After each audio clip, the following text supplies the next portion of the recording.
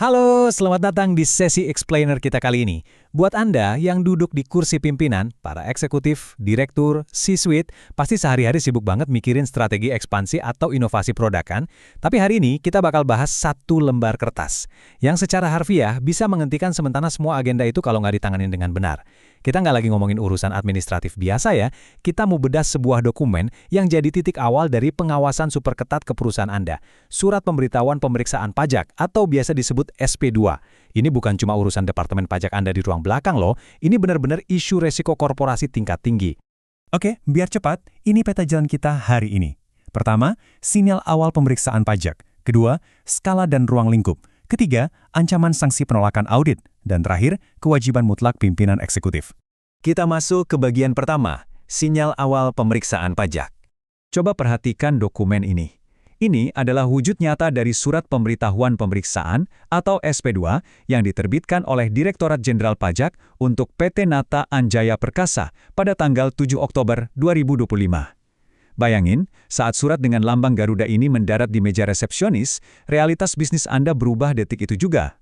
Dokumen ini langsung mengubah status perusahaan Anda dari yang tadinya beroperasi business as usual, jadi subjek yang lagi diawasi pakai mikroskop oleh negara.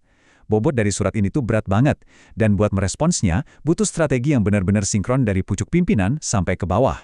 Sekarang, mari kita lihat lebih dalam di bagian kedua, skala dan ruang lingkup. Nah, di sini kita harus nerjemahin bahasa birokrasi jadi bahasa risiko korporasi. Kita bedah parameternya. Masa pajaknya adalah 1 tahun penuh dari Januari sampai Desember 2023. Tujuannya menguji kepatuhan. Tapi tolong perhatikan 2 poin terakhir ini. Ruang lingkupnya seluruh jenis pajak. Tipe pemeriksaannya lengkap. Jadi ini bukan sekedar pemeriksaan ringan atau nanyain satu faktur yang nyelip ya.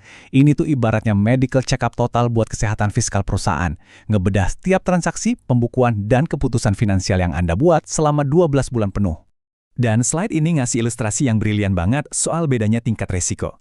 Di sebelah kiri ada pemeriksaan sebagian. Biasanya ini cuma ngecek PPN atau PPh 21 aja. Yang gampangnya bisa ditangani sendiri sama manajer pajak Anda. Tapi di sebelah kanan, pemeriksaan lengkap. Yang persis kayak status di dokumen SP2 kita hari ini.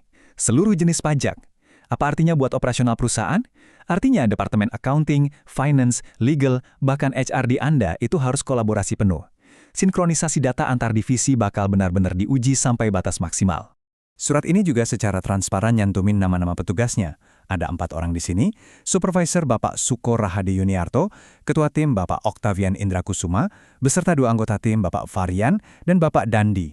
Sebagai eksekutif, please jangan lihat ini sekedar sebagai daftar nama ya.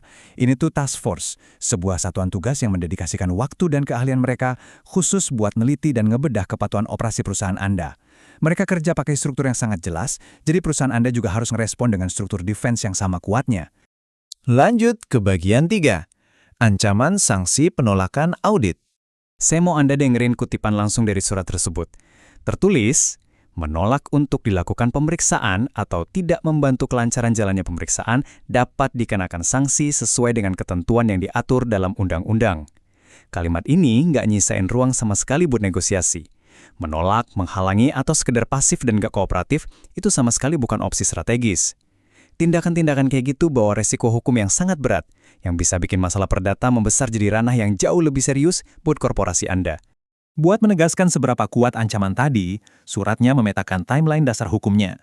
Aturan ini berevolusi dari Undang-Undang KUP tahun 1983, yang kemudian dipertajam lewat Perpu nomor 2 tahun 2022, sampai akhirnya berakar sangat kuat di Undang-Undang nomor 6 tahun 2023 tentang Cipta Kerja.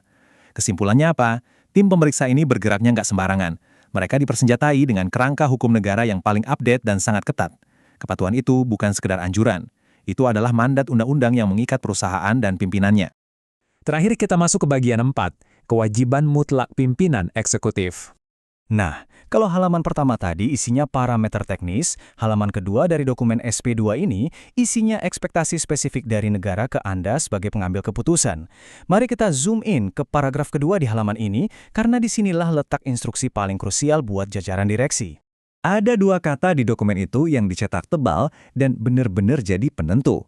Tidak dikuasakan. Artinya apa? Kehadiran Anda nggak bisa diwakilkan pakai surat kuasa. Anda, sebagai pimpinan atau direktur, nggak bisa lepas tangan dan cuma nyuruh manajer pajak atau konsultan eksternal buat maju sendirian. Ditjen Pajak nuntut interaksi tatap muka langsung sama decision maker aslinya. Kenapa? Karena mereka butuh pertanggungjawaban langsung dari pucuk pimpinan. Ini otomatis bikin urusan pemeriksaan pajak jadi masalah dan tanggung jawab langsung di level C-suite, nggak bisa dihindari. Jadi, poin krusialnya mari kita rangkum implikasi praktisnya. 1. Kehadiran Anda mutlak dan nggak bisa diwakilin. 2. Anda wajib ngasih klarifikasi atau penjelasan soal kegiatan usaha perusahaan. Otoritas pengen dengar logika bisnisnya langsung dari Anda. Tapi tenang, ini poin ketiganya. Anda nggak dibiarkan bertarung sendirian. Dokumen ini secara eksplisit ngebolehin Anda didampingi oleh pihak ahli. Jadi strateginya, Anda wajib hadir secara fisik buat jelasin rasionalisasi bisnisnya, tapi Anda harus bawa konsultan pajak atau expert internal buat nerjemahin argumen itu ke dalam bahasa perpajakan yang pas. Pada akhirnya, saat Anda melihat selembar surat pemberitahuan pemeriksaan kayak gini, ingat bahwa ini bukan cuma formalitas birokrasi biasa. Ini tuh ujian nyata buat ketahanan sistem internal, akurasi data, dan kesiapan tim Anda saat di bawah tekanan. Surat ini menuntut tingkat akuntabilitas dan transparansi tertinggi. Dengan skala pemeriksaan lengkap dan keharusan pimpinan puncak buat turun tangan langsung, saya menutup sesi ini dengan satu pertanyaan penting buat Anda renungkan hari ini. Coba lihat struktur operasional dan finansial perusahaan Anda sekarang. Apakah tata kelola pajak Anda benar-benar udah siap kalau diuji secara menyeluruh? Terima kasih sudah bergabung di Explainer Strategis ini, dan sampai jumpa!